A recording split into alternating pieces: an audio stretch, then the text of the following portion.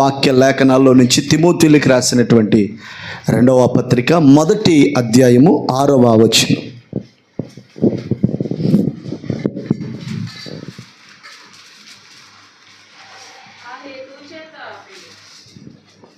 చదువు నాన్న.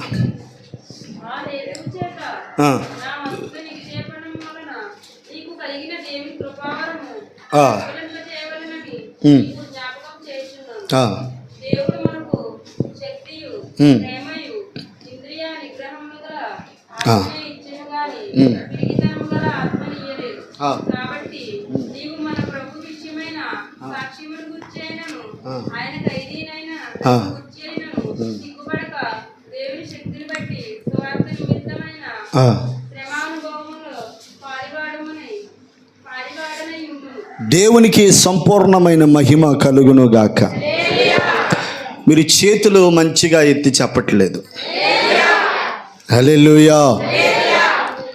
దేవుని బిడ్డలారా, అపోస్తులుడైన పౌలు గారు తిమోతికి రాస్తూ పత్రికలు 2 పత్రికలు రాశాడు. ఇందులో మొదటి పత్రిక, 2వ పత్రిక.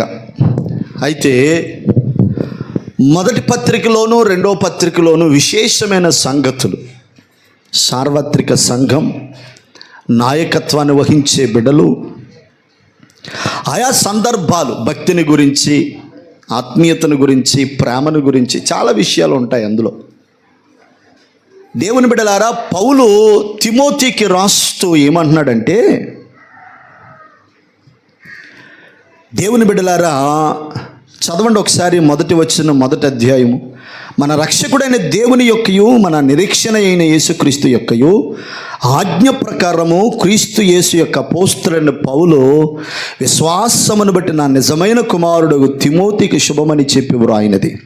తండ్రి అయిన దేవుని నుండి మన ప్రభు అయిన యేసుక్రీస్తు నుండి కృపా కనికరము సమాధానం నీకు కలుగునుగాక అంటూ, నేను మాసిదోనియాకి వెళ్ళుచుండగా సత్యమునకు భిన్నమైన బోధ చేయవద్దనియు, కల్పనా కథలు, మితము లేని వంశావళులు, విశ్వాస సంబంధమైన దేవుని ఏర్పాటుతో కాక వివాదముతోనే సంబంధం కలిగి ఉన్నవి గనుక వాటిని లక్ష్య పెట్టొద్దనియు కొందరు ఆజ్ఞాపించుటకు నీవు ఎఫెసులో నిలిచి ఉండవలని నిన్ను హెచ్చరించిన ప్రకారం ఎప్పుడు నువ్వు హెచ్చరిస్తూ ఉన్నాను అని చెప్తూ, ఉపదేశము గురించి మాట్లాడుతూ, ఉపదేశానుసారము పవిత్ర హృదయము, మనసు, మంచి మనస్సాక్షి, నిష్కపటమైన విశ్వాసము నుండి కలుగు ప్రేమే అంటూ కొందరు వీటిని దూరంగా పెట్టేస్తున్నారంట. వేటిని తిమోతికి చెప్తున్నాడు, హెచ్చరిస్తున్నాడు తిమోతిని పౌలు గారు. ఏమి హెచ్చరిస్తున్నాడంటే, కొందరు వేటిని దూరం పెట్టేస్తున్నారంట, వేటిని మానేస్తున్నారంట, వేటిని వద్దంటున్నారంట. వీళ్ళకి అన్నీ కావాలి కానీ ఈ 3 వద్దు. ఆ 3 ఏంటో నేను చెప్తాను మీకు. ఫస్ట్ బాగా వినండి బిడ్డలారా. పవిత్ర హృదయము, 2 మంచి మనస్సాక్షి, 3 నిష్కాపాట్యమైన విశ్వాసము. ఏం కావాలా? ఏం చెప్తున్నాడండి? పవిత్రమైన హృదయము. హృదయము ఎలా ఉండాలట చెప్పాలి మీరు. చూడండి, ఒక మాట బాగా వినండి. శరీరం, మనం చూస్తున్న ఈ శరీరంలో లోపాలు కనబడతాయి కానీ మన అంతరంగంలో ఉన్నటువంటి లోపాలు కనుగోడు ఒక దేవుని వల్లే అవుతుంది, ఇంకెవరి వల్ల అవదు. దేవునిని కలిగిన ఆత్మ సంబంధుల వల్ల అవుతుంది. అందుకే భక్తుడు ఇర్మియా అంటాడు, హృదయము అన్నిటికంటే మోసయుక్తమైనది, దానికి బహువ్యాధి ఉంటుంది, దానిని గుర్తించగలిగిన వారు లేరు అంటాడు. దేవునికి స్తోత్రం. మీరు ఇంకా బాగా చెప్పాలి. ఈ హృదయాన్ని పవిత్రపరుచుకోవాలి మనం. దేన్నైనా పక్కన పెడితే దేవుని సేవకుడిగా, ఆయన ప్రతినిధిగా దేవుని వాక్యం ఏమని సెలవిస్తుందంటే, మన హృదయాన్ని మనం పవిత్రంగా ఉంచుకోవాలి. హృదయములో పవిత్రత లేకపోతే మనము పరలోక రాజ్య పౌరులము, హక్కుదారులము అసలే కానే కాదట. ఈ హృదయమే అన్నిటికీ కేంద్రం. ఏంటి? హృదయము. పరలోకము చేరే ఒకే ఒక్క పవిత్రతను కాపాడుకోగలిగింది ఏంటి? హృదయమే. నువ్వు ఒక మంచి ఆత్మీయుడువని, పరిశుద్ధుడువని, దేవుని ప్రతినిధివని, దేవుని బిడ్డవని నిన్ను గుర్తించగలిగేదేది హృదయమే. అందుకే నువ్వు హృదయం నిండిన దానిని బట్టి నోరు మాట్లాడును. హృదయం దేంతో నిండుతుంది? హృదయాన్ని నింపే ఒక పరికరం ఉంది మన శరీరంలో, అవయవం. హృదయాన్ని అపవిత్రతతో నింపే ఓ పరికరం ఉంది, అదే కళ్ళు, చెవులు. చెప్పండి ఏంటి? మీరు తమాయికిలా చెప్తే మరి నేను ఏం చెప్పను? జగడం ఇప్పుడు రా జంగపోడు అన్నాడంట. ఏంటండి? దేవుని హల్లెలూయా. నేను చెప్తేనే కానీ మీరు చెప్పేలా లేరు. మొత్తం అందరూ ట్రాన్స్లోకి వెళ్ళిపోయారా? ఇంకా ఆరాధన ఫీల్ నుంచి బయటికి రాలేదా? చేతుల పైకెత్తి స్తోత్రం చెప్పండి. గమనించండి, ఒక విచారం కలిగిన, ఒక మనోదుఖం కలిగిన, వేదన కలిగిన, బాధ కలిగిన, చింత కలిగిన, పాపము నివాసం ఉన్న ఎక్కడా? హృదయమే. అసలు ఇది ఎవరికి తెలదా? అందుకే పౌలు గారు అంటాడు, మీ ముఖములను చూసి మీ లోపములను కనుగోగలిగిన కృప కావాలని దేవుణ్ణి అడుగుతున్నాను అంటాడు. అంటే హృదయం, ముఖాన్ని చూస్తే హృదయం తెలిసిపోద్ది. నెబుకద్నెజరు బహు విచారంగా ఉన్నాడంట. దానియేలు అడిగితే, రాజు కొంతమంది అడిగితే విచారంగా ఉంది ఏంటంటే, తనకు ఒక కల వచ్చింది, ఒక కలవరం ఉంది. కొంతమంది కలవరాలు ఉంటాయి, హృదయంలో వేదనలు ఉంటాయి. అలాంటి వారి ముఖాలు వికారాలు అయిపోతాయి, ఆకారాలు లేకుండా. ఎవరికైనా బాధ ఉందనుకో, ఎవరికైనా దుఃఖం ఉందనుకో, ఎవరికైనా వేదన ఉందనుకో, ఆ హృదయంలో బాధ ఉందని ఎలా తెలుస్తుందంటే, వారి ముఖంలో, ముఖ కవలికలో వారు ప్రవర్తించే ప్రవర్తన అర్థమైపోద్ది. నేనంటా నీ హృదయం అంట పవిత్రంగా ఉండాలి అంట. హృదయం ఎలా ఉండాలంట అండి? దేవునికి స్తోత్రం. హృదయ పవిత్రతను కొంతమంది వద్దనుకుంటున్నారంట. అక్కడ హృదయ పవిత్రతను కాదనుకుంటున్నారంట కొంతమంది. శాస్త్రులు, పరిసయ్యులు, సద్దుకయ్యులు. అమ్మ కూర్చోతలే, కూర్చో. మీరు చేతులెత్తి చెప్పట్లేదు, నోరెత్తి చెప్పట్లేదు. బిడ్డలారా గమనించండి, ఈ హృదయము అత్యంత భయంకరమైన వ్యాధి కలిగింది. ఈ మానవుణ్ణి నశింపచేసే భయంకరమైనటువంటి ప్రక్రియ మన హృదయంలో జరుగుతుంది. విషయాలు మన హృదయంలో జరుగుతాయి. శాస్త్రులు, పరిసయ్యులు, సద్దుకయ్యులు ఏమండి దేవునికి విరోధంగా నిలబడి దేవుని మహిమను, దేవుని యొక్క కార్యాలను హేళన చేస్తూ ఉంటే ప్రభు వారిని తిడతాడండి. ఏమంటాడో తెలుసా? సున్నం కొట్టినటువంటి సమాధులారా అంటాడు. ఎందుకు సున్నం కొట్టిన సమాధులని సంబోధించాడంటే, మీరు పైకి బాగానే ఉంటుంది, సమాధి పైకి చూస్తే ఎలాగుంటుంది, కానీ లోపల కుళ్ళుతోనూ ఎముకలతోనూ నానా చికాకుతో ఉండిపోద్ది. అందుకని ఈ శాస్త్రుల్ని, పరిచయాల్ని తిట్టాడనమాట. ఎందుకంటే వారు యేసుప్రభుని ఒప్పుకోవట్లేదు, యేసుప్రభు కార్యాలు ఒప్పుకోవట్లేదు, యేసుప్రభు మహిమను ఒప్పుకోవట్లేదు, యేసుప్రభు యొక్క ఔన్నత్యాన్ని ఒప్పుకోవట్లేదు. ఆయన ఏదైనా ఒక స్వస్థత చేశాడనుకో, అసలు నువ్వు దేవుడివేనా, ఎందుకు చేస్తున్నావు అని ఎదురాడేవారు అనమాట. యేసుప్రభుని చాలా బాధ పెట్టారు, చాలా దుఃఖపరిచారు. అందుకని వారి హృదయం, మరి యుగ సంబంధమైన దేవత హృదయాన్ని, మనోనేత్రాల్ని ఆవరించేసి కమ్మేసింది. కాబట్టి ఏమంటున్నాడంటే, సున్నము కొట్టిన సమాధులారా, మీరు పై రూపాన్నే చూస్తారో, మీరు పైకి బాగానే ఉంటారు, కానీ మీ లోపల భయంకరమైన అచితేంద్రియము, భయంకరమైన చీకటి, భయంకరమైన అపవిత్రత మీ లోపల దాగి ఉంది అని గద్దిస్తాడు. యేసు ప్రభు దగ్గరకు వచ్చిన బిడ్డల్లో ఆయన కోరుకునేది ఏంటో తెలుసా? నీ ధనాన్ని కోరుకోడు ఆయన, నీ ఆస్తి కోరుకోడు ఆయన, నీ కానుకలు కోరుకోడు ఆయన, నీకు కావలసిన దేన్ని కోరుకోడు ఆయన. నీ హృదయములో ఆయనకి కాస్త చోటిస్తే చాలు. హల్లెలూయా. చూడండి ఒకసారి, కొరింథీయులకు రాసిన పత్రిక, మొదటి పత్రిక 3వ అధ్యాయం 10వ వచనం అనుకుంటా, చదవండి ఒక్కసారి అదే మాట. కొరింథీయులకు రాసిన మొదటి పత్రిక 3:10. అంతేనమ్మా? 16 చదువునానా? మైక్ తీసుకుని చదవండి. ఎన్నిసార్లు చెప్పినా మరి కొత్త ఏంటమ్మా, మైక్ చదవంటారు బాబు. ఎవరా? మీరు దేవుని ఆలయమై ఉన్నారని, మీరు దేవుని ఆలయమై ఉన్నారనియు, ఆత్మ మీలో నివసించుచున్నాడని, దేవుని ఆత్మ మీలో నివసించుచున్నాడనియు మీరు ఎరుగరా. అదుగో హృదయమే నీ ఆలయం క్రీస్తు, నా హృదయ లోగిలిలో కొలువైన నా స్వామి నీ. హల్లెలూయా. చూడండి ఇక్కడ ఏమని చెప్తున్నాడో, మీరు దేవుని ఆలయము మరియు దేవుని ఆత్మ మీలో నివసించుచున్నాడు. మన హృదయం అంట దేవుని ఆత్మకు నిలయమట. మన హృదయములో దేవుడు నివసించాలని కోరుకుంటున్నాడు. అది ఇస్తే చాలు. నీ హృదయాన్ని దేవుడికి ఇస్తే చాలు. నీ హృదయం దేవుని నివాసంగా చేసుకుంటే చాలు. నీ జీవితంలో నువ్వు ప్రభువుకి కోట్ల రూపాయలు ఇచ్చినంత విలువైనది. హల్లెలూయా. కొంతమంది అయా నా హృదయంలో పలానా వారు ఉన్నారు, నా హృదయంలో పలానా. కొంతమంది హృదయాలకు డబ్బుల మీద వ్యామోహం పోదు, కొంతమంది హృదయాలకు లోక సంబంధమైన ఆశల మీద వ్యామోహం పోదు, కొంతమంది హృదయాలకు అపవిత్రమైన ఆలోచనలు కలిగినటువంటి హృదయంగా ఉంటుంది. నేను అంటాను, నీ హృదయము, నువ్వు ప్రభు దగ్గరికి వచ్చావు, ప్రభువుని నమ్ముకున్నావు, బాప్తిస్మం పొందావు, యేసు రక్తంలో కడగబడ్డావు, నీ హృదయం ఆయనకి ఆలయముగా ఉందా? ఈ పూట దేవుని ఆత్మ నిన్ను అడుగుతున్న ఒక అద్భుతమైన మాట. నీ హృదయంలో ఆయన ఉండాలని కోరుకుంటున్నాడు. నీ హృదయాన్ని ఆయనకి ఇవ్వాలి. నీ హృదయాన్ని ఆయనకి ఇస్తే క్రీస్తు నీలో ఉంటాడు. నా హృదయం దేవుడికి ఇస్తే నాకేం కలుగుతుంది అని మీకు ప్రశ్న రావచ్చు. ఆమేన్ చెప్పండి.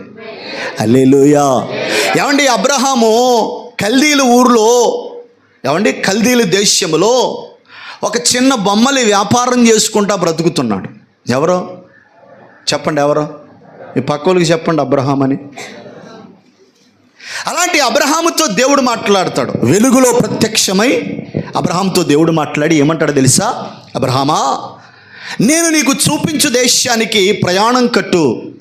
నేను నిన్ను గొప్ప జనముగా చేసి నిన్ను ఆశీర్వదించి నీ పేరును గొప్ప చేసి నిన్ను తరతరములకు దీవెనకరంగా, నీ సంతతికి ఆశీర్వాదకరంగా, దేశములకు దీవెనగా నేను చేస్తానన్నాడు.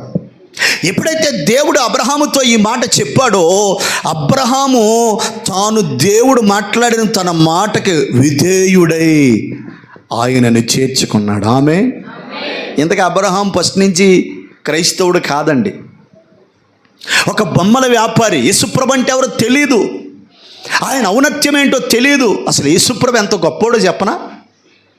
హల్లెలూయా. ఆయన గురించి యెషయా ప్రవక్త ప్రవచిస్తూ కొన్ని చక్కటి మాటలు చెప్తాడు. ఎంత గొప్ప దేవుడు నీ హృదయంలో ఉంటే నీ జీవిత గమ్యమే మారిపోతాయి, నీ పరిస్థితులే మారిపోతాయి, నీ కుటుంబంలో ఉన్న శాపం కొట్టివేయబడద్ది, నీ మీద ఉన్న దరిద్రత పోతుంది, నీ మీద ఉన్న రోగ పీడిత ఆత్మలు పోతాయి. నీవు దోషణకరంగా, హేళనకరంగా, అవమానకరంగా ఉన్నావు. యేసు ప్రభు నీ హృదయంలోకి వస్తే నిన్ను గొప్ప జనముగా చేస్తాడు, నిన్ను జనములకు దీవెనగా కనుపరుస్తాడు, నీ పేరు ప్రపంచం తెలిసేలా చేస్తాడు.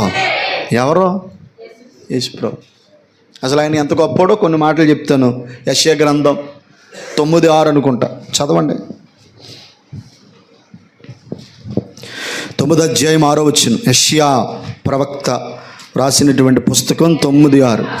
ఏలయనగా, మైకున్న వాళ్ళు చదవండి. తల్లి ఏలయనగా మనకు శిశువు పుట్టెను, మనకు కుమారుడు అనుగ్రహించబడతాడు, భుజం మీద రాజ్యభారం ఉండును, ఆశ్చర్యకరుడు, ఆలోచనకర్త, బలవంతుడనైన దేవుడు. దేవునికి మహిమ కలుగును గాక. ఏలయనగా మనకి కుమారుడు పుడతాడు. కుమారుడు, పుత్రుడు అంటే పున్నామ నరకం నుంచి తప్పించేవాడు. మీకు అర్థమవుతుందా నా మాట? యేసు రక్తం ఎజ్జి చేతులు పైకెత్తి చెప్పట్లేదు. హల్లెలూయా. పుత్రుడు అంటే పున్నామ నరకం నుంచి తప్పించేవాడు. ఓ మాట చెప్తాను బాగానండి. మా నాన్న చచ్చిపోయాడు, మా నాన్నకి పున్నామ నరకం నేను తప్పించగలనా? మా నాన్నే నరకం నుంచి తప్పించగలనా అంటే ఎవరి కోసం మాట్లాడాడు ఆ మాట? పుత్రుడు అంటే యేసు ప్రభు. కుమారుడును ముద్దు పెట్టుకున్నాడు లేని ఎడల ఆయన కోపగించును అంటే దాని అర్థం ఏంటి? కుమారుడు అంటే ఎవరో? యేసయ్య. ఎవరండి? ఇప్పుడు యేసయ్య కుమారుడు. ఇక్కడ ఏమంటున్నాడు తెలుసా? ఎలయనగా మనకి కుమారుడు అనుగ్రహించబడతాడు మనకు శిష్యువు పుడతాడు, ఆయన భుజముల మీద రాజ్యపు భారముండును. ఆశ్చర్యాకరుడు, ఆలోచనకర్త, బలవంతుడైన దేవుడు, నిత్యము ఉండే తండ్రి, సమాధానపరచు అధిపతి అని అతనికి పేరు పెట్టదు. చూడండి యేసు ప్రభు యొక్క ఔన్నత్యం మీకు అర్థం అవ్వాలి. ఏంటి ఆశాలత్నాలు తీసా రా, ఎడి చేతుల పైకి స్తోత్రం చెప్పండి, చెప్పాలి బిగ్గరగా. చూడండి, ఈ కుమారుడుకు ఉన్నటువంటి గుణలక్షణాలు చెప్తున్నాడు. ఏంటా గుణగణాలు అంటే, ఆయనంట ఆశ్చర్యకరుడట. ఆమేన్ చెప్పండి. యేసు ప్రభు గురించి చెప్తే ఉద్యమం రావాలా, ఉన్న బోల్ట్లు ఊడిపోయి ఎచ్చు రక్తం జిలక కాదు. యేసుప్రభు కోసం చెప్తే ఎవరు ఉద్యమం వస్తుందో వాళ్ళు నిజమైన ఆత్మీయులు. ఏ ఉద్యమం లేకుండా ఏమి లేకుండా ఏంది భోజనం చేసి వచ్చారా, కనీసం టిఫిన్ అన్న తిన్నారా, కనీసం పాలన్న తాగారా? అయ్యో, వీటన్నిటికీ కల కారణం అదేనా? స్తోత్రం చెప్పరా. ఇది కలిసి పాలు కూడా తాగిరాలేదా? అలాగైతే ఎట్టండి. అచ్యుతాపురంలో మా అమ్మోళ్ళు ఇద్దరు ఉన్నారు. నాకు జ్వరం అంది ఎలవగానే 3 రోజుల నుంచి జ్వరం, టైఫాయిడ్ వచ్చేసింది. ఇక నేను నిద్ర అవుతున్నాను కానీ వాళ్ళ నిద్ర అవుతలే. గడికి ఫోన్ చేసి, కొడక ఎలాగుంది బావా, పాలేమని తాగారా, టిఫిన్ ఏమి తిన్నారా, కత్తబాటు ఫోన్ చేస్తానన్నారు. నిజంగా నేను దేవుని చాలా స్తుతించాను. అంత ప్రేమగల తల్లుల్ని దేవుడు నాకు ఇచ్చాడు. మన బిడ్డలు కూడా చాలా. హల్లెలూయా, బాగా చెప్పండి. చూడండి, ఆ కుమారుడి యొక్క గుణగణాలు ఎలా ఉంటాయో చెప్తున్నాడు. ఏమన్నాడు తెలుసా? ఆయన ఆశ్చర్యకరుడు, ఆలోచనకర్త, నిత్యుడగు తండ్రి, సమాధానక. అసలు ఆయన ఆశ్చర్యకరుడు అంటే ఒక మాట చెప్తాను వినండి. నీ జీవితంలో నువ్వు ఊహించని ఒక అద్భుతాన్ని చేయగలిగిన దేవుడు ఎవరైనా ఉన్నారంటే అది దేవుడే. నీ రిపోర్ట్లు మార్చేయగలడు. అర్థమైందా? నీ మీదకు వచ్చే పెను తుఫాను లాంటి శ్రమలు, శోధనలు, వ్యతిరేకతలు, శత్రువు క్రియలు ఆశ్చర్య రీతిలో నీ నుంచి ఆయన తరమగొట్టగలిగిన దేవుడు ఆయన. నీకు విరోధంగా రూపించబడిన ఏ ఆయుధాన్ని వర్జల్లనివ్వకుండా వారిని తునకలు చేయగలిగిన దేవుడు ఎవరైనా ఉన్నారంటే నజరేయుడని యేసయ్య. గట్టిగా చెప్పలు కూడా దేవుడు. హల్లెలూయా. ప్రభువా, రే మోషే కొడకా, ఇశ్రాయేలు ప్రజలను నీవు కనాను దేశం నడిపించాలి. ఎస్ లార్డ్, చిత్తగించు, నువ్వేం చెప్తాదంట నడిపించో. బిడ్డలారా, ఇశ్రాయేలీ ప్రజలను ఇంచుమించు 14 లక్షల కంటే ఎక్కువైన మహాసైన్యమైన ఇశ్రాయేలీలను మోషే ఒంటి చేతి మీద దేవుని సహాయంతో నడిపించాడంట. ఎర్ర సముద్రం అడ్డొచ్చిందండి. ఏమడ్డొచ్చింది? ఎర్ర సముద్రం అడ్డొస్తే సముద్రాన్ని చేల్చగలిగిన మహనీయులు, ప్రభువులు, యోధులు ఎవరైనా ఉన్నారా ప్రపంచంలో? చరిత్రలలో సముద్రాన్ని చేల్చగలిగిన దేవుడు కానీ, ప్రభువులు కానీ, దేవుని బిడ్డలారా, రాజులు అనబడుతున్న వారు ఎవరూ లేరు. యేసు ప్రభు అక్కడ.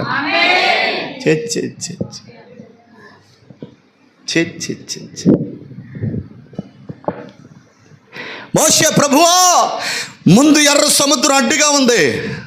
ఆశ్చర్యకరుడంటే చెప్తున్నాను. ఆయన చేసిన భీకర కార్యాలు ఎంత ఉన్నతంగా ఉంటాయో అసలు అర్థం కావండి. మనం కొన్నిసార్లు ఆశలు వదిలేసుకున్న వాటిని మరలా మనకు ఊరట కలిగించి చేసేస్తాడు. దేవునికి స్తోత్రం. హల్లెలూయా. ఇడు మారడం అనుకున్నామని ఆశ్చర్యకరంగా మార్చేస్తాడండి. మీరు ఇప్పుడు ప్రార్థన చేయండి, ప్రభువా నా జీవితంలో ఏదో ఒక ఆశ్చర్యాన్ని చేయండి, ఏదో ఒక ఆశ్చర్యం చేయి ప్రభువా నా జీవితంలో, ఏదో మిరకల్ చేయి ప్రభువా నా జీవితంలో. నేను చెప్పనా, దేవుడు మన జీవితంలో ఏదైనా ఒక మహిమ కలిగిన కార్యం చేశాడు అంటే ఎందుకో చెప్పనా, ఏదో నువ్వు గొప్పదానవనో లేకపోతే నీ అంత పోటుగా మరి బిడ్డ లేదని కాదు, నీ విశ్వాసాన్ని రేపటం కోసమే. దేవుడు ఆయన ఉన్నాడని, తనను ప్రార్థించే వారికి జవాబు దయచేస్తాడని, ఆయన మీద నీకు విశ్వాసం పెరగాలని నీ జీవితంలో కార్యం చేస్తాడు. నీవు ఎన్ని కార్యాలు అనుభవించినా నీ జీవితంలో విశ్వాసం బలపడలేదనుకో, ఈ కార్యాలు ఆగిపోతాయి. తెలిసింది నీకు? దేవుడు నీ జీవితంలో ఏమండి, నీకేదో ఒక జబ్బు ఉంది, రోగం ఉంది, భయంకరం, అది నువ్వు ప్రార్థన చేసుకున్నావు, స్వస్థత వచ్చేసింది, సాక్ష్యం చెప్పేశావు, ఇక అది నీ శరీరంలో లేదు. ఇప్పుడు నువ్వేమవ్వాలి తెలుసా? దేవుడికి మరింత కృతజ్ఞుడు అయిపోవాలా. అసలు ఇది అసాధ్యం అనుకున్నాను. కొన్ని వేల రూపాయలు అవచేసేసని ఈ వ్యాధికి, కొన్ని లక్షల రూపాయలు అవగొట్టేహని వ్యాధికి, కొన్ని వేల రూపాయలు అవగొట్టేహని వ్యాధికి, కానీ యేసు ప్రభు దగ్గరికి వస్తే ఈజీగా సమాధానం దొరికేసింది. అబ్బా ఎంత గొప్ప దేవుడు అయ్యా నువ్వు అని నీ జీవిత కాలం ఏం చేయాలి? ఆయన్నే స్తుతించాలి, ఘనపరచాలి, మహిమపరచాలి, ఆయనను కొనియాడాలి. అది పోయి పొందుకున్న అద్భుతాన్ని ఆదివారం మానేసి, సోమవారం మానేసి, ప్రార్థన చేస్తాం మానేసి, ఇక మళ్ళా నీకు ఏదో తెగులు వచ్చేదాకా ఎదురు చూస్తావు. ఏదోటి వచ్చాక మళ్ళీ ఎవరు గుర్తొస్తాడో, ఒకప్పుడు నేను ప్రార్థనకి వెళ్తే అయిపోయింది కదా, ఓహో ఇప్పుడు మళ్ళీ వెళ్తే అంటే నువ్వు దేవుణ్ణి దేనికి వాడుతున్నావంటే నీ అవసరాలకు వాడుతున్నావు. అలాంటి వాళ్ళని ప్రభు పరలోకం తీసుకెళ్ళడం, అలాంటి వాళ్ళకు కొత్త కార్యాలు చేయడు. ఒకలా ఆమెనట్లా చెయ్యుడు. నేను అనేది ఏంటంటే, దేవుడు నీ జీవితంలో ఏదైనా ఒక ఆశ్చర్యం చేశాడంటే అది నీ విశ్వాసం బలపడి నువ్వు దేవునికి దగ్గర అవడం కోసమే. అంతే. ఒక ప్రవచనం చెప్పిన, ఒక స్వస్థత జరిగిన, ఒక మిరకల్ జరిగిన, ఎందుకంటే ఆయన చేయగలడండి. నేను నిజం గ్యారంటీ చెప్తున్నాను, ప్రపంచంలో ఎవ్వరూ చేయలేని ఆశ్చర్యకరమైన కార్యాలను యేసు ప్రభు చేస్తాడు. అంత గొప్పోడు ఆయన, నేను గ్యారంటీ ఇస్తున్నా. ఎందుకంటే నా సాక్ష్యమే. మా తల్లిదండ్రులు నన్ను గురించి ఎంత బాధపడేవారో, ఎంత దుఃఖపడేవారో.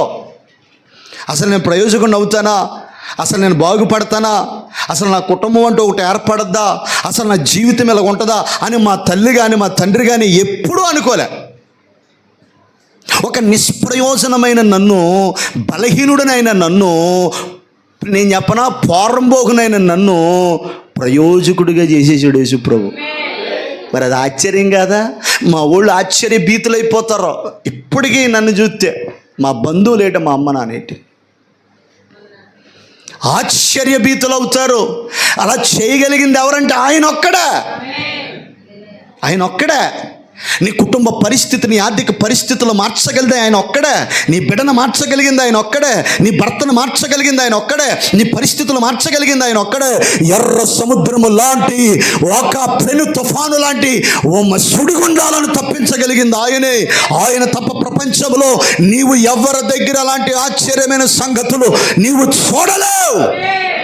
ఆయన ఒక్కడే చేయగలడు. ఆమేన్ చెప్పండి. నీ గర్భఫలం లేదు, చేయగలడు ఆయన. నువ్వు మంచి గృహం లేదు, ఇవ్వగలడు ఆయన. స్థలం లేదు, ఇవ్వగలడు ఆయన. ఒక మంచి గృహాన్ని నువ్వు కట్టుకోలేకపోతున్నావు, కట్టుకోగలవు, చెయ్యగలడు ఆయన. కానీ నువ్వు ఆయన నమ్మలేకపోతున్నా. అది అస్సలు తేడా ఏంటంటే, ఆయన మీద నువ్వు ఆనుకోలేకపోతున్నావు, ఆయన మీద నువ్వు ఆధారపడలేకపోతున్నావు, ఆయన సన్నిధిని అనుభవించలేకపోతున్నావు, ఆయన కార్యాలు అనుభవించలేకపోతున్నావు, ఆయన కృపను అనుభవించలేకపోతున్నావు, ఆయన తేజో మహిమను అనుభవించలేకపోతున్నావు. దేవుని బిడ్డ, అందుకే నీ జీవితంలో ఆయన నా దేవుడని, ఆయన నీ జీవితంలో కార్యాలు చేయగలడని నువ్వు విశ్వసించినట్లయితే ఆశ్చర్యాలు చేయగలడు. ఎర్ర సముద్రాన్ని చీల్చిన దేవుడు మన దేవుడు కదా. యొర్దాను రెండుగా చేసిన దేవుడు మన దేవుడు కదా. సముద్రాన్ని పాయలు చేసింది మన దేవుడు కాదా.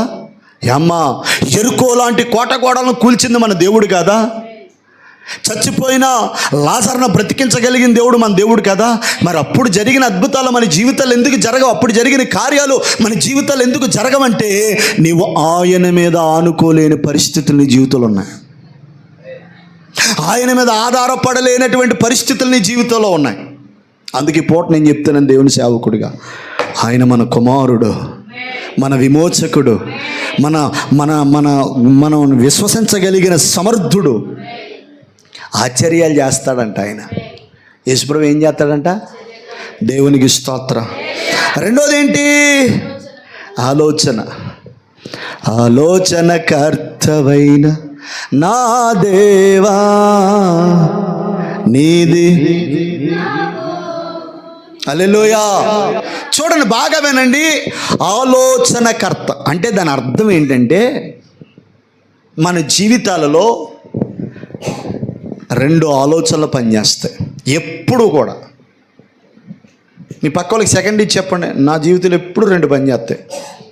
నువ్వు అలా చెప్పకపోతే నేనేం చేయలేను. అరిచి ఓపుకోలేదు. స్తోత్రం. మన జీవితంలో రెండు ఉంటాయి అన్నాను. కానీ ఏది కరెక్టో నీకు తెలదు. నిజమా కాదా? బాగా చెప్పండి, నిజమా కాదా? ఇప్పుడు ఉదాహరణ, నేను ఏదైనా కారు కొనుక్కుందాం అనుకున్నానండి. నిజంగా అనుకుంటున్నా. నేను ఎలా పడితే అలాగా నా సొంత నడిపింపుతో వెళ్ళిపోయి తక్కువ రేట్లో వస్తుందని ఏదైనా కొనేసుకున్నాను అనుకో, రేపు దాని జీవితాంతం బాధపడవలసింది ఎవరో అది అలాగ భీములలాగా ఆగిపోద్ది. మళ్ళీ దాన్ని కొట్టుకుని బాగా చేసుకుని మళ్ళీ అలాగ చెరపెట్టగల ఆగిపోద్ది. అది ఎవరు ఆలోచన? నేనేమని ప్రార్థన చేస్తున్నానంటే, ప్రభు నీ ఆలోచనలో నీ చిత్తంలో ఉన్నది అని కొన్ని నేను ప్రార్థన చేసుకున్నాను. ఎలా ఉండాలి ఏంటో. తొందరపడకూడదు కదా ప్రభా, నువ్వే మంచి ఆలోచన ఇచ్చి నన్ను నడిపించండి ప్రభా. నీ చిత్తమైంది నాకు ఇవ్వండి ప్రభా. నీ చిత్తం లేనిది అంటే దేవుడికి తెలుసు మనకి ఏది ఇవ్వాలో ఏది ఇవ్వకూడదో. ఎవరికి తెలుసు? ఆమేన్ చెప్పండి. నేను ప్రేయర్ చేసుకుంటున్నాను. ఒక 2-3 కార్లు వచ్చినాయి కానీ సెట్ అవ్వాలి. దేవునికి స్తోత్రం. నాకంటే పైన ఇంకొక ఆయన ఉన్నారు, పాస్టర్ గారు, పెద్ద ఆయన. ఆయన మామూలుగా నేనంటే నాకేం తెలియదు కానీ ఆయనకి అన్నీ తెలుసు అంటే మంచిగా చూస్తారనమాట. నా తమ్ముడికి కొనేది అని ఓ చిన్న కంప్లైంట్ ఉన్నా నా దగ్గర ఆనెత్తలేదు. దేవుని స్తోత్రం. నాన్న కంగారు పడుకో, నేనే కంగారు పడి ఎదురు తీసుకుందామని అంటే నువ్వు కంగారు పడుకో అని ప్రార్థనాపూర్వకంగా ఏమండి ఆ సేవకులు నా కోసం మంచిగా టైం కేటాయించి తొందరపడకనానా మనం ఏదైనా తీసుకుంటే ద బెస్ట్ తీసుకోవాలని చెప్పి నాకు చక్కటి ఆలోచన. ఒక మాట చెప్తాను బావేనండి, మనకి ఎప్పుడు 2 ఆలోచనలు ఉంటాయి కదా, అందులో స్థిరమైన ఆలోచన ఏదో దేవునికే తెలుసు. అందుకని మనం ఎప్పుడు ఏమని ప్రార్థన చేయాలంటే, నా కుటుంబంలో ప్రభువా అన్య ఆలోచన కానీ, ఇహ సంబంధమైన ఆలోచన కానీ, సాతాను ఆలోచన కానీ నా జీవితంలో కానీ, నా పిల్లల జీవితంలో కానీ, నా కుటుంబంలో కానీ జరగడానికి వీల్లేదు. నువ్వు చాలా పట్టుగా ప్రార్థన చేయాలి. ఎందుకంటే కీర్తన ఫస్ట్లో ఉంటుంది, దుష్టుని ఆలోచన చొప్పున. ఓ మాట చెప్తాను, దుష్టుడు ఎలా ఇస్తాడు మనకి ఆలోచనలో బాగా చెప్తానే. దేవునికి స్తోత్రం. మరి కొన్ని కఠినంగా ఉంటాయి, జాగ్రత్తగా అనాలా. కొన్నిసార్లు మన భర్త కరెక్ట్ కాదనిపిస్తుంది. ఏమనిపిస్తుంది? హల్లెలూయా. ఈడు నా కరెక్ట్ కాదు. ఎందుకంటే నా అందానికి, నా సౌందర్యానికి, నా గాత్రానికి, నా గోత్రానికి, నా దినానికి, నా జబ్బుకి ఇది కరెక్ట్ కాదు. నాకు కలల రాకుమారుడు ఎవరో ఉన్నారు అనిపిస్తుంది. ఇది ఎవరిచ్చిన ఆలోచన? అంతేనా?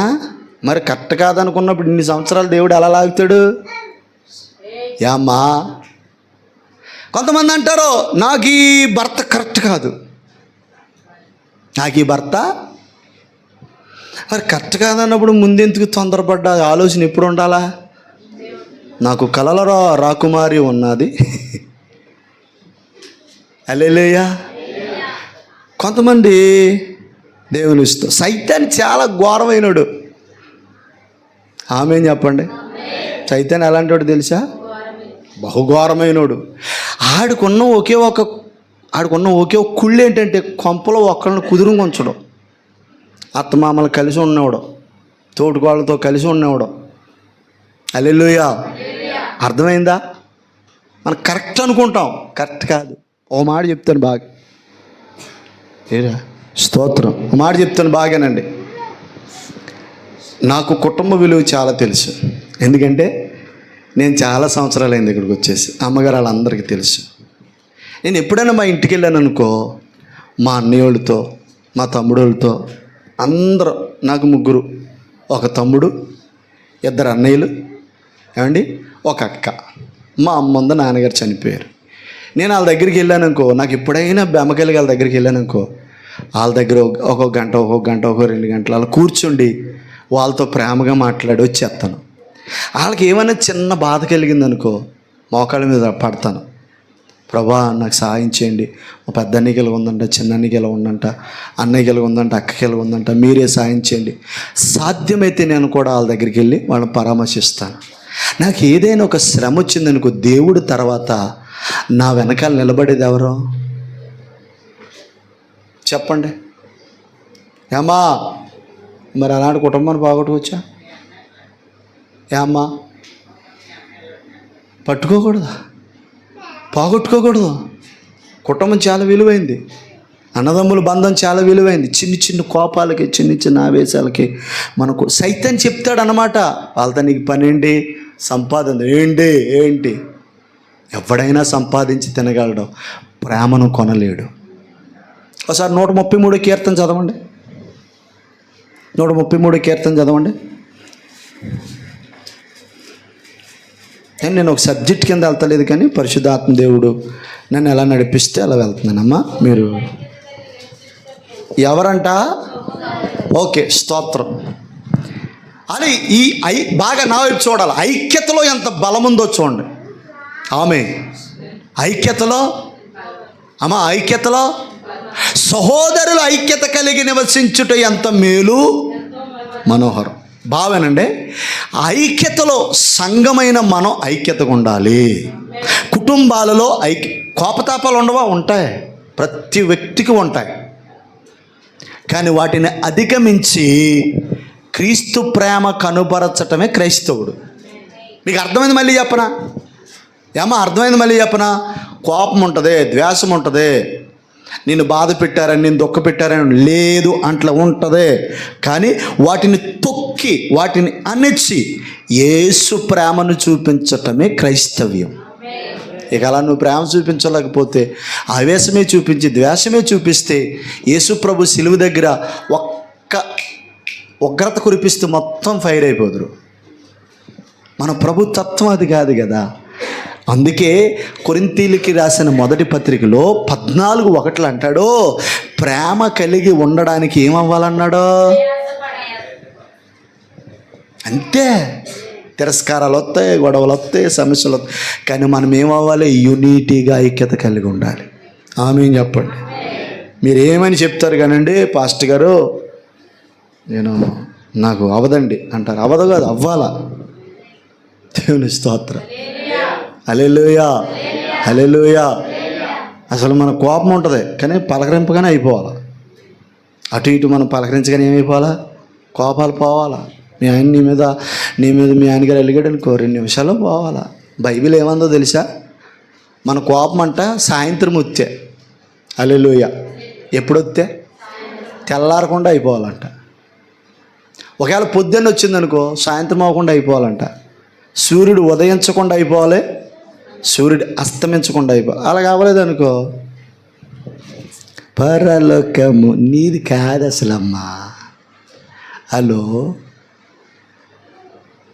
నాటి నీది కాదు, తల్లి నీది కాదు, నువ్వు వెళ్ళవు.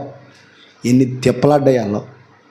అందరూ వెళ్ళిపోతారు, కానీ ఈ ద్వేషమనే ఆత్మని నట్టుకు లాగేద్ది. ఎక్కడికి వెళ్తావరా, ఎక్కడికి వెళ్తావా? దేవుని స్తోత్రం. హల్లెలూయా. ఇగో ఈ సమాధాన పడనోళ్ళు కూడా పరిశుద్ధాత్మ ఉందని, నాకు అభిషేకం ఉందని డ్యాన్స్ చేసి, బ్రేక్ డ్యాన్స్ చేసిన అవదో. నాకు చదువు తల్లి కిందకి. ఆమె ఎవరు చదువుతూ మొదలెట్టారు? చదువు. సిగ్గుపడుతున్నారు ఏంటి 133 ఒకటి చదివితేకి సహోదరుల ఐక్యత కలిగి నివసించుట ఎంత మేలు ఎంత మనోహరం.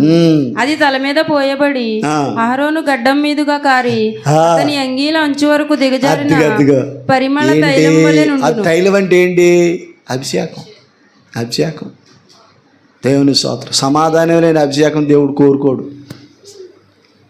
ఇక అర్థమైందా? ఎవరితోనే మాట్లాడమంటావు కానీ దాంతోనే మాట్లాడంటది ఒక ఆవిడే. పాస్టర్ గారు మందిరం అన్న మానేతను పరలోకం కూడా వెళ్ళనయ్యా ఏంటి చెప్పగా పరలోకం వెళ్ళాలని గ్యారంటీ ఏమైనా ఉందో? అసలు నిచ్చిన నరకానే పోతాను కానీ దాంతో మాట్లాడమన్నామంటే ముందు నిన్ను నరికేస్తాను అందో ఆవిడ. పోలమ్మ ఎలా నరికేస్తా ఒట్టరుగా నరికేస్తావా? నరికేయమ్మ. పోనీ ఈ రకంగానే అత్తసాక్షి అయిపోయి పరలోకం వెళ్ళిపోతాను అన్నాను. దేవుని స్తోత్రం. బాగా చెప్పట్లేదండి. ఎవరితో మాట్లాడమన్నా కానీ నీకు అసలు జ్ఞానం లేక. దేవుని స్తోత్రం.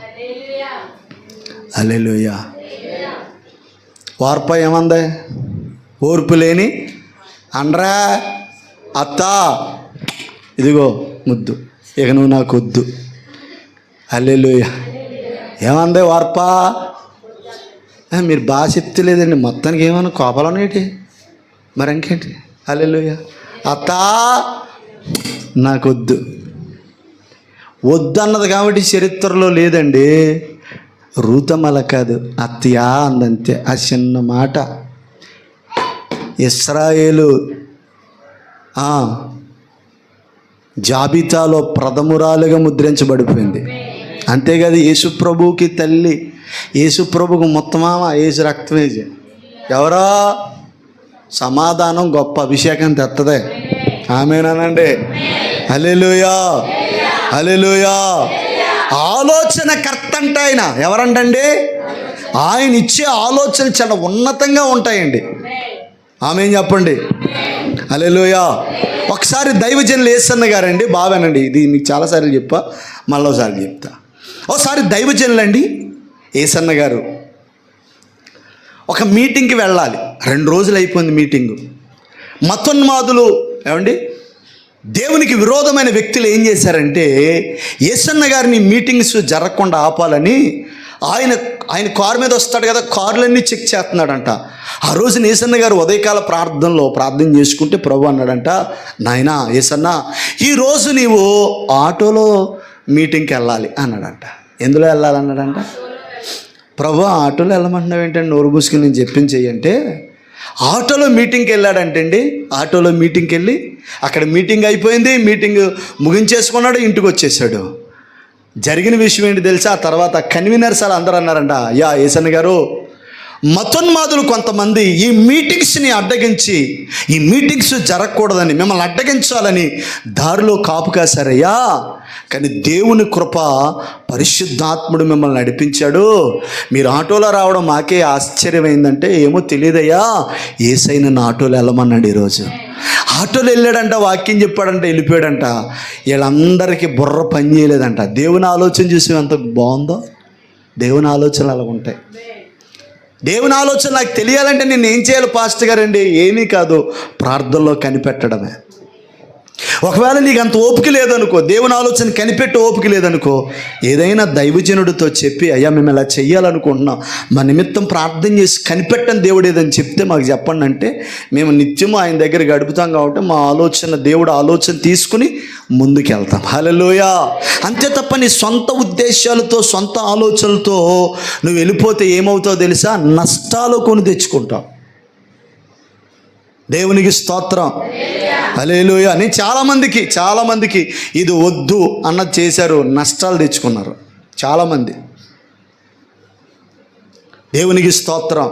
నేను అంటాను దేవుని యేసుక్రీస్తు ప్రభువారు ఒక మంచి ఆలోచనకర్త అండి. నీ జీవితంలో మంచి ఆలోచన, ప్రభువా నా ఫ్యూచర్ ఎలా ఉండబోతుంది నాకు ఆలోచన ఇచ్చి. అందుకే దేవుని బిడ్డలారా, ఎందరూ ఆయన ఆత్మచేత నడిపించబడుదురో వారందరూ ఆయన పిల్లలంట. ఏంటంటే అండి, ఆయన ఆత్మచేత అంటే దేవుని ఆలోచన చేత మనం నడిపించబడితేనండి ఆయన పిల్లలుగా మారిపోతాం. ఆమేన్ చెప్పండి. ఈరోజు మీరు ఆ ప్రార్థన చేయాలి. ప్రభా, నా జీవితంలో ఏదైనా ఒక అద్భుతం చేయి అని ప్రార్థన చేయాలి. రెండోది, దేవా నీవు నాకు ఆలోచన ఇవ్వండి నా కుటుంబాల విషయాలలో, నా పిల్లల విషయాలలో, నా భర్త విషయాలలో అని మనం ఏం చేయాలంట? బాగా చెప్పట్లేదండి. తర్వాత ఇంకేమని ఉంది? నిత్యుడు అగు తండ్రి. ఆయన ఎవరంటండి? చాలా అందంగా చెప్పారు. ఎలాగా? దేవునికి స్తోత్రం. బలవంతుడైన దేవుడు. ఆమేన్ చెప్పండి. బాగా చెప్తలేదమ్మా. ముగించానా? ఏమ్మా ముగించానా? నువ్వు వద్దనా? నేను చెప్తాను, రాసినది అవ్వకూడదు, అవ్వాలా? దేవుని స్తోత్రం. బాగా చెప్పండి, రెండు చేతుల పైకి స్తోత్రం చెప్పండి. హల్లెలూయా. చూడండి, బలవంతుడు అనండి. నేను అన్నట్టు అనాల, బలవంతుడు. ఎలాగంటే నువ్వు బలం పొందేస్తా. అక్కడ చూరుమంటే సిక్కిని బ్యాండ్ చేశారని మనీ తెట్టేసుకున్నావా?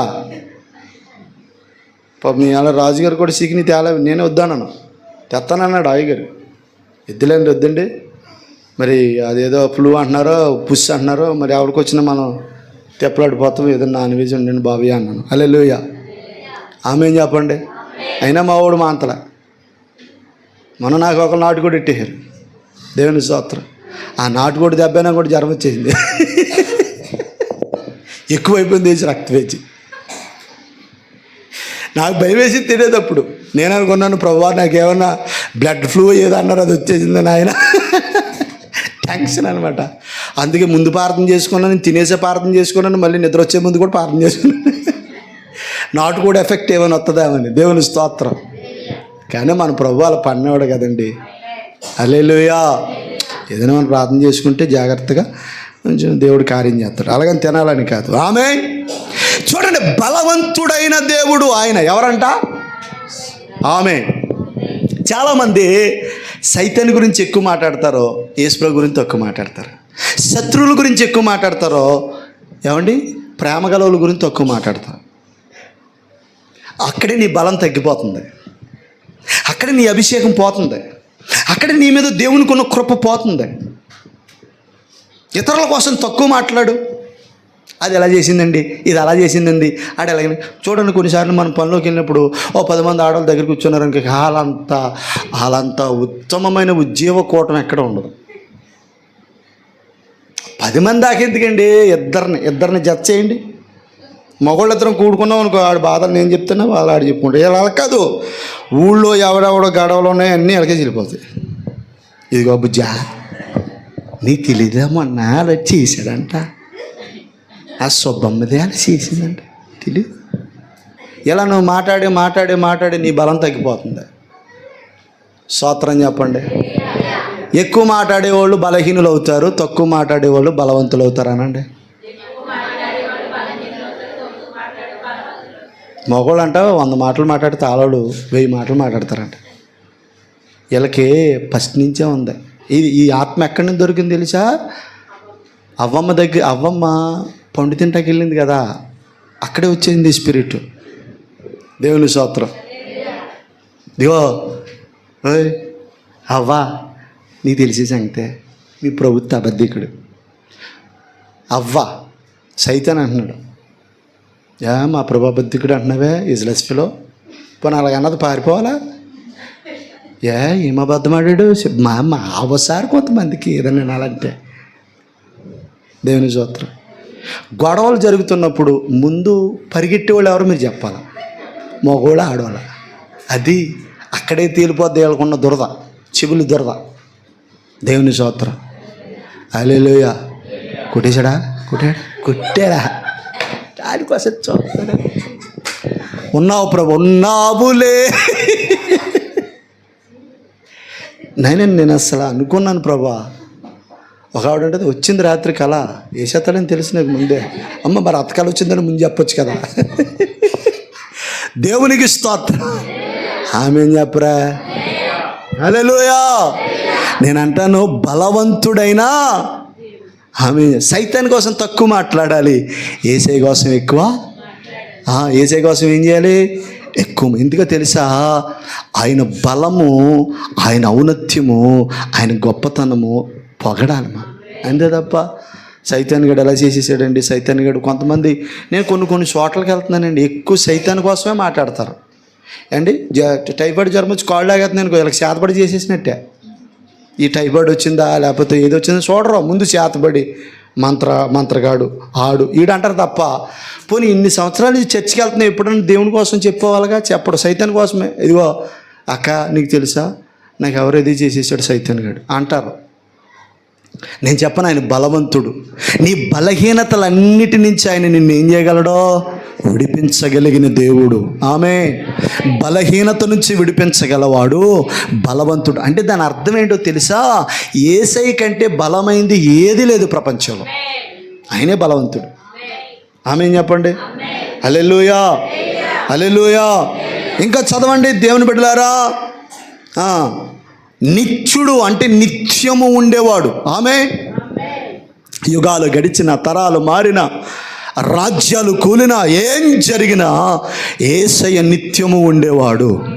బైబిల్ అంటది ఆయన అద్వితీయుడు, అంటే ఆయన ముందు కానీ వెనకాని కానీ ఎవరు లేరు, ఆయన నిత్యము ఉండే దేవుడు. ఆమె నిత్యుడు అంటే నిత్యము ఉండేవాడు, ఓ రోజు వెళ్ళిపోయేవాడు కాదు. ఒక్కసారి నీ హృదయంలోకి వస్తే నిత్యం ఉండిపోతాడు ఆయన. ఎప్పుడైనా నువ్వేమైనా పాపం చేసి ఆయన పోగొట్టుకుంటే తప్ప నీ హృదయంలో నుంచి ఆయన బయటికి వెళ్ళాడు. స్తోత్రం చెప్పండి, హల్లెలూయా. చూడండి, 4 సమాధానకర్తయగు చెప్పండి ఏంటి? స్తోత్రం. ఆయన సమాధానకర్త, సమాధానపరుస్తాడు. మానవునికి దేవునికి ఉన్న ఆ తెగిపోయిన అనుబంధాన్ని మరలా కట్టగలిగిన దేవుడు ఎవరైనా ఉన్నారంటే ఆయన ప్రభు అయిన యేసుక్రీస్తు వారు. ఆమె చెప్పండి. నేనంట నీ పూట అంత గొప్ప దేవుణ్ణి నీ హృదయంలోనికి ఆహ్వానించవచ్చు కదా, అంత పెద్ద దేవుణ్ణి నీ హృదయంలోనికి ఆహ్వానించవచ్చు కదా. ఈ పూట ఆయన ఆశ్చర్యకరుడు, ఆలోచనకర్త, బలవంతుడు, నిత్యుడు, సమాధాన పరిచేవాడు. ఆమె చెప్పండి. అంత గొప్ప దేవుని మనం కలిగి ఉన్నాం కాబట్టి మనం ధన్యులం దేవుని బిడ్డలారా. అందుకే ఆయన్ని ఎక్కడ చేర్చుకోవాలి? చెప్పట్లేదు మీరు. యేసుప్రభుని ఎక్కడ చేర్చుకోవాలి? హృదయంలోనికి. అందుకే ఆయన నీ హృదయాన్ని అడుగుతున్నాడు. ఈ పూట ఈ మాటతో మన వాక్యాన్ని ముగించుకున్నాం. దేవుడు తన మాటలను దీవించును గాక. చెప్దాం అందరూ ఆమె. అందరం మోకాళ్ళ మీద రండి, ప్రార్థన చేసుకుందాం.